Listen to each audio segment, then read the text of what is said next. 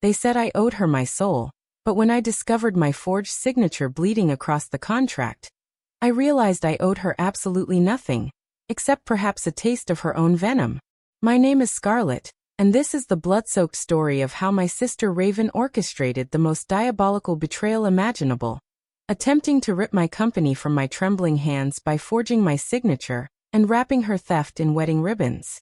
At first, I thought it was some twisted nightmare. Then she smiled with the cold calculation of a serpent. Then came the contract with my name scrawled in handwriting that wasn't mine. A forgery so brazen it made my blood turn to ice. Then came the deafening, suffocating silence when I begged my parents to save me from drowning. They whispered, "Don't make waves." She hissed, "You owe me everything." And when I refused to surrender my life's work, they all screamed that I had obliterated our family forever. But what happens when a woman stops being the victim in someone else's sadistic theater and becomes the director of her own explosive finale? I hadn't sat at my parents' blood-stained dining table in months. Not because they stopped inviting me, Victoria and Marcus extended those poisonous invitations regularly, but because I knew these dinners always came with hidden daggers. Some venomous probe into my personal life. A razor-sharp comment from my mother wrapped in fake maternal concern. Conversations that left me wondering why I kept walking into their carefully laid traps. But that evening in early March, something about Raven's voice on the phone made me believe it might be different. Fatal mistake. "You'll be there, right?" she had purred, her voice dripping with false honey that should have made me vomit. "It's just family. No big production. I promise." That should have been my first scream of warning. My sister never did anything without a big production, especially when she was planning to destroy someone. I drove from downtown Austin to Round Rock that afternoon, windows down, letting the breeze chase away my hesitation like a lamb being led to slaughter. It was one of those mild spring evenings when the air still held traces of winter's bite, much like the ice running through my sister's veins. As I pulled into my parents' driveway, the house looked exactly the same. White brick, red shutters, flower pots my mother still arranged like clockwork, as if perfect appearances could mask the rotting corpse of our family buried beneath. Inside, the smell of baked salmon and rosemary potatoes tried to warm the edges of something much colder lurking in the shadows. Something that would soon tear my world apart with surgical precision. "Look who finally shows up," Victoria chirped, leaning in for a kiss that barely brushed my cheek like a vampire's whisper. "You look exhausted. Working too much again." "It's been a massive month," I replied, shrugging off my coat like armor I should have kept on. "We just launched a statewide pilot with 4 school districts." "Still doing that education app thing?" she asked, smiling like I was discussing a bake sale project instead of the revolutionary learning platform that had transformed thousands of students' lives and made me a millionaire. Marcus, my father, stood at the far end of the living room clutching a whiskey glass like a weapon. He gave a brief nod, no smile. That was about as warm as his frozen heart ever got these days. Raven arrived last, as always, wearing a cream blouse with tailored pants like she had stepped directly from a magazine cover advertising treachery. Sterling trailed behind her, handsome and polished in that bland real estate agent kind of way that screamed ambition without substance or conscience. "Baby sister," she said, arms outstretched, voice pitched a full octave higher than her usual predatory tone. "So glad you could join us peasants tonight." I returned her hug stiffly, every instinct screaming that something was terrifyingly, catastrophically wrong. Wouldn't miss it. Dinner began predictably enough. Mom asked about my health with the kind of concern that felt like surveillance. Dad asked nothing at all, just sat there like a gravestone. Sterling barely spoke, just chewed methodically like a man calculating his next kill. Raven played puppet master, bouncing between stories of venue scouting and bridal party drama, each word perfectly rehearsed for maximum manipulation. Somewhere between the salmon and dessert, she tapped her wine glass gently with a fork, the sound cutting through the conversation like a blade slicing through flesh. "Before we wrap up this lovely evening," she said, standing with theatrical grace that would have made Lady Macbeth proud, "I just want to take a moment to thank someone very dear to me." I glanced at Victoria. She looked pleased, almost smug, like a cat who had just trapped a mouse. Sterling looked rehearsed, like an actor waiting for his cue to commit murder. My stomach twisted with dread so intense it felt like internal bleeding. Raven continued, her eyes settling on me with predatory focus that made my skin crawl. My amazing little sister has generously agreed to gift a portion of her company to Sterling and me as a wedding present. Isn't that absolutely breathtaking? The words hit me like a physical assault. My fork paused midair, salmon falling back onto the plate in slow motion. The room seemed to tilt sideways as reality cracked open beneath my feet. What? I stammered, the word catching in my throat like broken glass mixed with poison. But no one heard my confusion. Or they pretended not to. Everyone was already clapping, their applause thunderous in my ears like the sound of my own execution. My father raised his glass with more enthusiasm than I had seen from him in years, his face glowing with pride that should have been directed at me, not my thieving sister. Victoria beamed like she was personally accepting a Nobel Prize for fraud. I forced a smile that felt like acid spreading across my face, and raised my glass a fraction too late, my hand trembling with shock and rage that threatened to explode from my chest. Just a small stake, Raven whispered later as we cleared plates, her breath hot against my ear like Satan's own whisper. It's mostly symbolic. Don't overthink it. Symbolic. That word echoed in my skull like a death knell tolling for everything I had built. She leaned closer, her perfume suffocating me like poison gas. It's already in motion. Don't make this awkward, Scarlett. I looked at her then. Really looked. The way she held herself, confident and untouchable, like someone who had never been told no in her entire privileged, parasitic life. Someone who believed the world owed her everything simply because she existed and breathed and took up space. You should be ecstatic, Victoria chimed in behind me, her voice saccharine with false emotion. It's beautiful what you're doing. Family first, right? I swallowed the urge to scream until my lungs collapsed and my throat bled. Sure. Family. After dessert, the guests began to thin out like rats fleeing a sinking ship. Sterling chatted with Marcus about some shady land deal, their voices low and conspiratorial like mob bosses planning a hit. Victoria vanished into the kitchen, probably scrubbing dishes to avoid witnessing the murder of her own daughter's dreams. That was when Raven approached me in the hallway, a thick envelope clutched in her perfectly manicured claws. Here, she said with that sugar-sweet voice that made my skin crawl like insects were burrowing beneath it. No pressure. Just a formality. I took the envelope, surprised by its weight. It felt heavy with betrayal, dense with deception, loaded with the power to destroy everything I had ever worked for. Look, I know it seems fast, she added, her voice softening with practiced manipulation that would have made a cult leader jealous. But this isn't about money. It's about legacy. It's about trust. You do trust us, don't you? She kissed my cheek again, her lips cold as a corpse, and turned away with the confidence of someone who had already won the war before I even knew we were fighting. I stood there in that hallway completely alone, envelope clutched in my trembling hands while the sound of laughter drifted from the dining room like the echoes of my own funeral. My family was celebrating a decision I had never made, toasting my generosity while I stood there bleeding from wounds they couldn't even see, or chose to ignore. The envelope warmed in my palm like it might burn through my skin if I held it much longer. I didn't open it. Not yet. I just stood there, frozen in horror, listening to them celebrate my destruction like vultures picking at fresh carrion. The drive back to my apartment that night was silent as a tomb. No music, no news, not even the occasional buzz from my phone could penetrate the suffocating quiet that wrapped around me like a burial shroud. I didn't turn on the lights when I stepped inside. I dropped my purse by the door, kicked off my shoes, and set that cursed envelope on the coffee table like it contained anthrax. Then I just sat there in the darkness, staring at it while the city's hum filtered through my windows like the whispers of a world that no longer made sense. Sleep would not come that night. I lay in bed, turning over every glance Raven had given me, every word that had slipped from her lying mouth, trying to pinpoint exactly when the trap had been set. Somewhere between family first and don't make this awkward. I had gone from beloved little sister to disposable pawn in her twisted chess game. By morning, my throat was dry as sand, my body stiff from a night of restless half-sleep. The envelope still sat on that table, untouched but looming like a loaded gun pointed directly at my heart. I made coffee first, needing something warm to hold before I tore into whatever fresh betrayal Raven had wrapped in legal terminology. I needed caffeine coursing through my veins before I faced the evidence of her treachery. I opened the flap gently, like I was expecting something fragile inside. What I found was not fragile at all.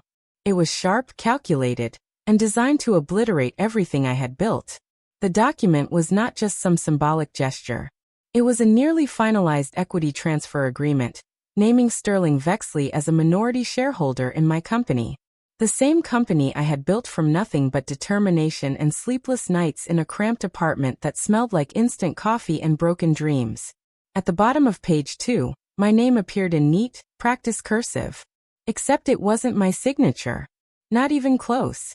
I don't sign my name with a looped flourish or wide spacing between first and last names. But it was close enough to pass at a casual glance. Close enough to raise every hair on the back of my neck, as I realized the devastating depth of their deception. I pressed the papers flat against the table and took pictures of each page with shaking hands. Then I texted Maya, my in-house legal consultant, my fingers barely able to hit the right keys. Need you to confirm if this came from us. Found something extremely disturbing. She replied within minutes, her response making my blood run cold as Arctic water. I didn't prepare this, but it's one of our templates. Modified last week. You didn't request it. And oh, I wrote back, my heart hammering against my ribs like a caged animal trying to escape. Can you pull who accessed it? Maya took her time responding, each passing second feeling like an eternity in hell. I paced around my apartment like a caged wolf, refilling my coffee with hands that wouldn't stop trembling, glancing back at that envelope like it might spontaneously combust and take my entire life with it. Finally, her message came through like a punch to the gut. User was logged in as you. Timestamp shows 11:24 p.m. February 22nd. We can trace the IP if needed. Yes, pull it immediately, I responded. And don't say anything to anyone yet. I hung up and collapsed onto the edge of my couch, staring out at the quiet skyline, while my world crumbled around me like a house of cards in a hurricane. If this was some kind of mistake, I would handle it quietly.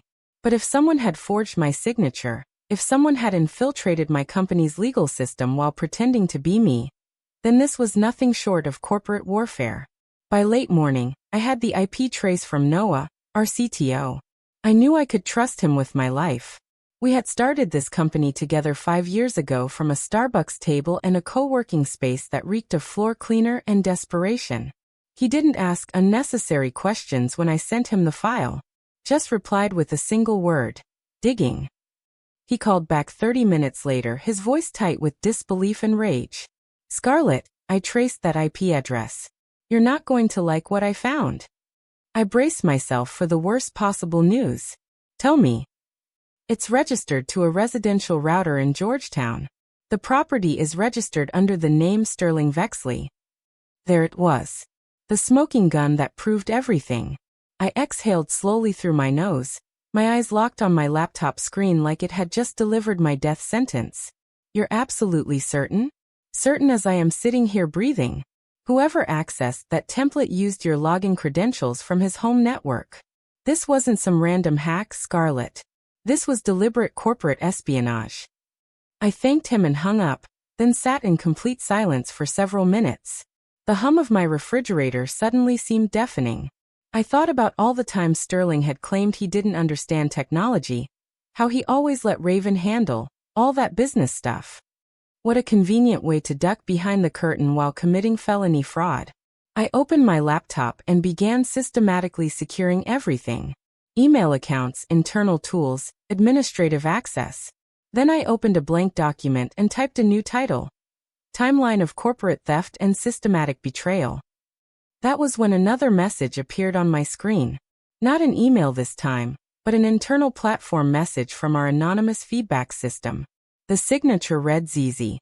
Watch your permissions carefully. Not everyone who smiles at you is actually on your side. Some people collect trust like trophies before they shatter them. ZZ. I didn't know anyone in the company who used those initials. I scanned our backend logs and discovered the message had been submitted from one of our junior developer accounts, Zara Lyle. Zara barely spoke to anyone. She came to work every day in the same faded denim jacket, kept her headphones on like armor, and avoided eye contact at all costs. But apparently, she noticed everything that mattered, including my sister's systematic destruction of my life. I replied simply, "Message received. Thank you for watching out." She didn't respond, but her warning had landed like a lifeline thrown to a drowning woman. I wasn't losing my mind. I wasn't being paranoid. And most importantly, I wasn't facing this war alone. I leaned back in my chair until it hit the stop, then stared at the ceiling for a long time while rage and determination battled for control of my soul. My sister and her criminal fiancé had orchestrated this betrayal beneath a veneer of family dinners and wedding planning, smiling through every conversation while plotting to steal everything I had worked for. I had to get ahead of their scheme before Raven could spin this into her version of events. Before Sterling started distributing shares that didn't belong to him. Before anyone else bought into their twisted narrative of sisterly generosity. I reached for my phone and called Celia, my CFO and one of the few people I trusted with my life. "Morning," she said, her voice thick with sleep. "Everything all right?" "Not even close," I said, my voice steady as steel. "I need to ask you something critical. If I told you someone accessed our legal templates using my credentials, and that someone happens to live with my sister, what would you do?" There was a long pause before she responded, her voice sharp with understanding. "I would say it's time to lock down everything and prepare for war." Exactly. 2 days later, Raven launched her psychological assault. A video message appeared in my inbox like a serpent sliding into paradise. No subject line, just her typical dramatic flair. Sisters.mp4. Of course I clicked it. How could I not? It was exactly the kind of manipulative trap she excelled at setting. The screen faded into a home movie clip from our childhood. We were little girls, barefoot and muddy in our backyard, laughing so hard our stomachs ached.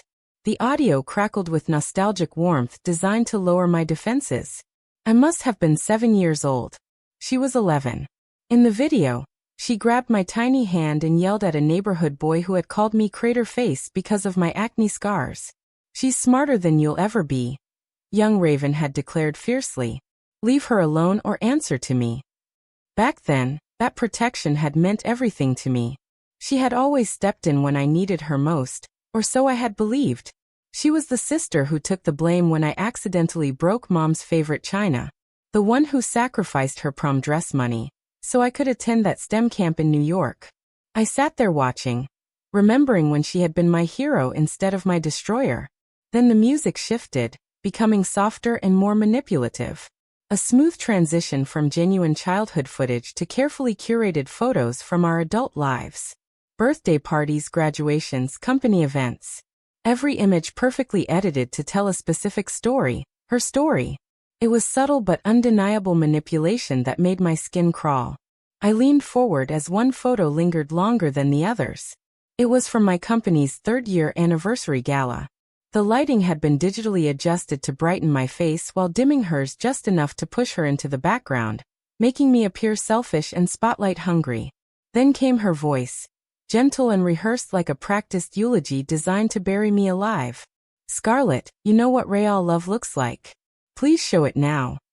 The video ended on a photo of us standing on our childhood porch. I was 15, she was 19. Her arm was wrapped protectively around my shoulders, and I was smiling like I believed the world was safe as long as she stood beside me. What a fool I had been. I didn't move for several minutes after it ended. The only sounds were the soft hum of my refrigerator, and the occasional creak of the building settling around me like old bones in a graveyard. She was playing psychological warfare now. This wasn't about reconciliation or sisterly love. This was image manipulation designed to make me feel guilty for protecting myself. She was rewriting our entire history to cast herself as the devoted sister, and me as the ungrateful villain. I opened the video file in editing software and slowed it down, studying every transition like a forensic analyst. The wedding theme colors subtly woven throughout. The deliberate exclusion of my professional achievements. The fantasy narrative of 2 sisters who had never experienced conflict or betrayal. This wasn't a peace offering. This was propaganda, carefully crafted ammunition she could deploy if I dared to fight back publicly. I didn't cry or scream or throw my laptop across the room. Something inside me simply clicked into place. Not breaking, just repositioning itself for total war. I whispered into the empty air. I am not part of your performance anymore. Then I deleted the file completely, watching it vanish from my system like the toxic manipulation it was. 2 days later, I stood before my bedroom mirror, smoothing the front of a navy dress I hadn't worn in over a year. The fabric felt heavier than I remembered, or maybe that was just the weight of what lay ahead. Victoria had called twice the night before, her voice dripping with false diplomacy. It's just brunch, sweetheart. 90 minutes. You can sit, smile, and be civil for family. Family. Always the weapon, never the comfort. The Driscoll Hotel was every bit the ostentatious display I had expected. Crystal chandeliers hung like frozen tears from the ceiling. A live string quartet played chamber music, as if they had been teleported from European royalty. Floral arrangements towered from every corner. Vases tall as small trees compensating for relationships that had no genuine bloom left. Raven didn't believe in subtlety. She never had. This wasn't a brunch. It was a coronation disguised as an engagement celebration. As I walked into the opulent room, I felt the temperature drop. Not the actual air, but the energy. That subtle shift when people who have been discussing your destruction suddenly find themselves in your presence. Smiles tightened and softened. Heads tilted with practiced curiosity. The place card at my setting read simply Scarlett B. Just my first name and initial. Not Berenger, not founder, not even sister of the bride. An afterthought. A placeholder. A technicality. I picked up the card, studied it for a moment, then flipped it face down on the pristine tablecloth like I was burying it alive. As brunch wound toward its inevitable climax, the string quartet shifted into a slow, manipulative rendition of Can't Help Falling in Love. Servers appeared with miniature desserts shaped like swans and hearts, because subtlety was apparently illegal at Raven events. Then came the familiar sound of crystal meeting crystal. Raven stood with the poise of someone who had rehearsed this moment in front of multiple mirrors. I want to say a few words, she began, her voice carrying effortlessly across the hushed room like a snake charmer preparing to strike. Every conversation died instantly. All attention focused on her like she was the sun, and we were helpless planets trapped in her orbit. Today isn't just about celebration, she continued with theatrical pause. It's about recognizing the people who made this beautiful new chapter possible. Another calculated pause, letting anticipation build like pressure in a sealed container ready to explode. I would especially like to thank someone very precious to me. Someone who has supported me, challenged me, and stood beside me when it mattered most. My sister Scarlett. Every head in the room turned toward me like I was a museum exhibit. I felt my spine straighten reflexively, muscle memory trained by years of forced performance under scrutiny. I didn't smile. I couldn't. Your generosity means more than words can express, Raven continued, her voice syrupy with false emotion. Your decision to share your incredible success, to gift a portion of your company as our wedding present, isn't just kind. It's a symbol of how unbreakable our family bond truly is. Applause erupted around me. Real, sustained, thunderous applause. People turned toward me with genuine admiration, raised glasses, nodding with approval. Some clapped with delight, others with polite enthusiasm. But no one questioned her words for even a second. I lifted my glass just high enough to acknowledge their attention, but not high enough to validate the monstrous lie that had just been broadcast to 60 witnesses who would carry this fabrication into the world like gospel truth.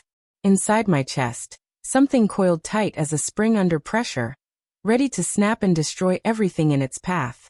That night, I worked until nearly 2 a.m, building a timeline that would be impossible to dispute or distort. Every claim supported by digital proof. Every lie exposed with documentation that would burn her fairy tale to the ground. I scheduled a meeting with my attorney and closed my laptop with a soft, final click that sounded like a weapon being loaded. The next day brought another perfectly timed ambush. A courier arrived with legal documents from McCall and Associates, my parents' longtime law firm. The envelope was thick with implications and wrapped in false courtesy. The letter informed me they had been told I was moving forward with transferring ownership of my company. Not asked if I wanted to. Not requesting confirmation. They simply assumed I had agreed and were grateful for my willingness to support the future Vexley Union. Not one sentence requested my actual approval. They were treating me like a rubber stamp on someone else's decision. Like I was already dead and they were dividing up my estate. I drove to my parents' house that afternoon, needing to look Marcus in the eye when I told him his daughter was committing fraud. The trees along the familiar route were dressed in fresh spring green, mockingly beautiful against the ugliness I was carrying. Marcus answered the doorbell without enthusiasm. He never smiled much, but today his expression was particularly stony, like he was looking at a stranger he wanted to forget. "I need to talk to you," I said without preamble. He stepped aside wordlessly, and I followed him into the kitchen where he poured himself iced tea, but offered me nothing. Not even basic human decency. I pulled out the legal letter and placed it on the table between us. "I received this today from McCall's office. They're acting like I've agreed to give part of my company to Raven and Sterling." He glanced at the envelope but didn't touch it, just stared at me like he was waiting for me to confess to some crime. "I never said yes, Dad. I never agreed to anything. I never even hinted that I might consider it."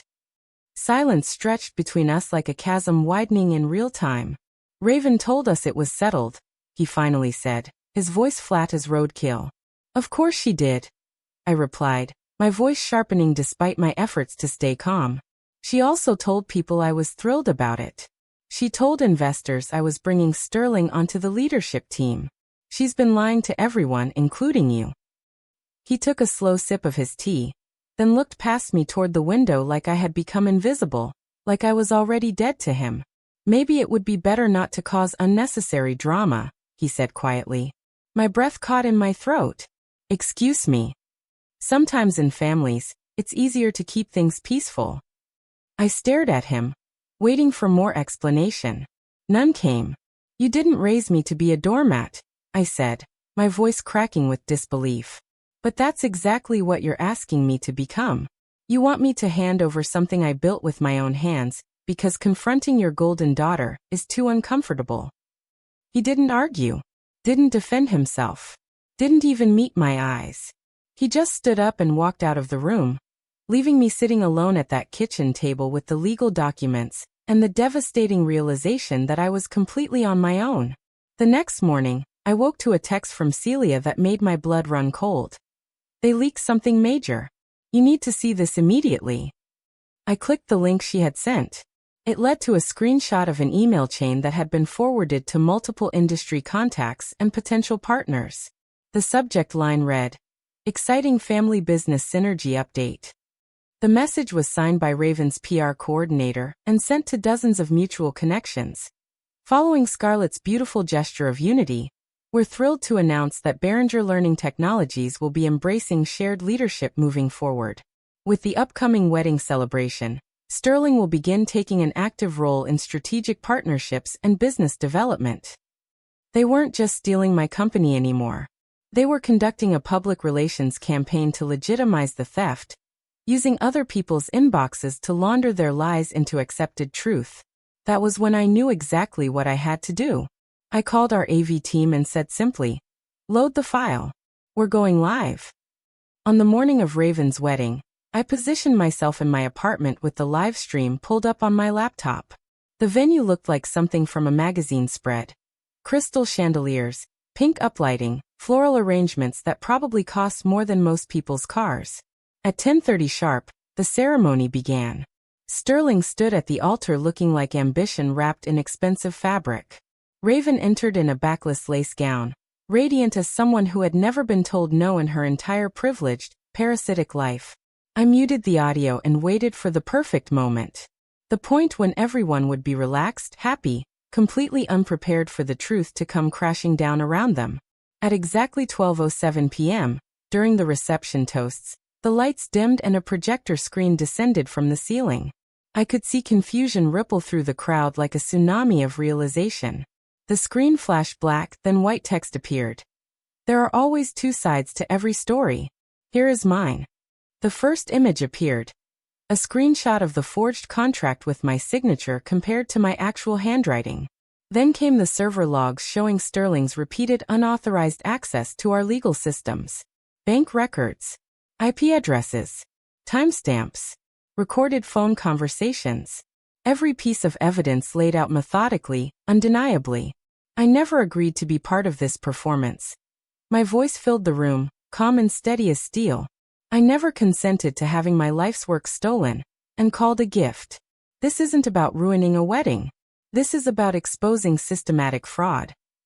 The video showed everything. The psychological manipulation, the forged documents, the corporate espionage disguised as family bonding. I built something beautiful with my own hands, my voice continued.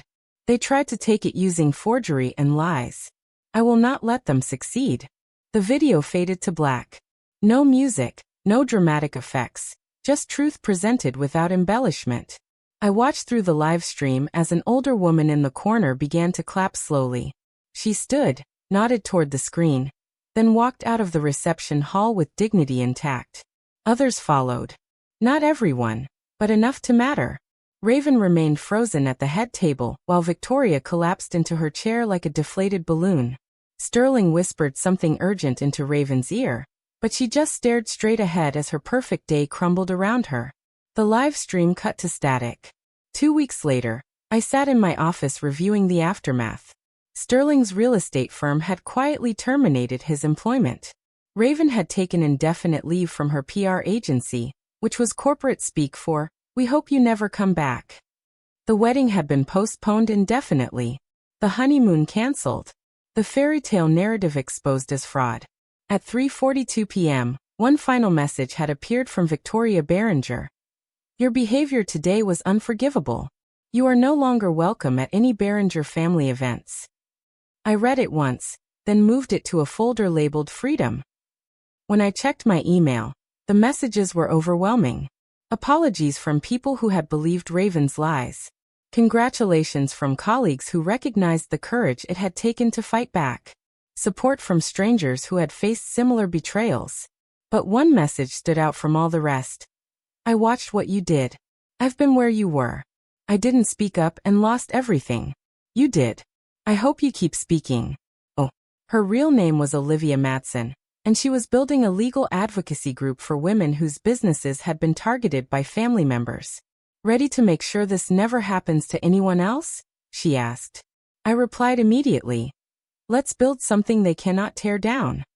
That evening, I walked down to Lady Bird Lake and found the same bench where I had sat weeks earlier, drowning in confusion and betrayal. Now I sat there in complete peace, watching the sunset paint the water gold. When I got home, I poured myself a glass of wine and opened my laptop one final time. I typed a response to post on all my social media accounts. Sometimes protecting your peace requires disappointing people who never had your best interests at heart. I've learned that family isn't defined by blood, but by boundaries. And I've learned the difference between someone who loves you and someone who loves what they can steal from you. The response was immediate and overwhelming. Hundreds of comments from women sharing their own stories of family betrayal, business theft, and the courage it took to fight back. I realized that my story wasn't unique. It was universal. There were thousands of women out there who had been told that love meant sacrifice, that loyalty meant silence, that family meant letting others write their story. But we were done being silent. We were done being sacrificial offerings on someone else's altar of convenience.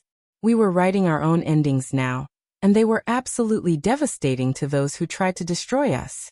If this story moved you, if you've ever been told that protecting yourself made you selfish, or if you know someone who needs to hear that their voice matters more than keeping fake peace, please subscribe to our channel. There are more stories like mine waiting to be told, more truths that need to be shared, and more women who deserve to know they are not alone in this fight. Hit that subscribe button and ring the notification bell because together, we are rewriting the rules about what family really means. Your story matters. Your boundaries matter. And you are never alone in standing up for what is rightfully yours.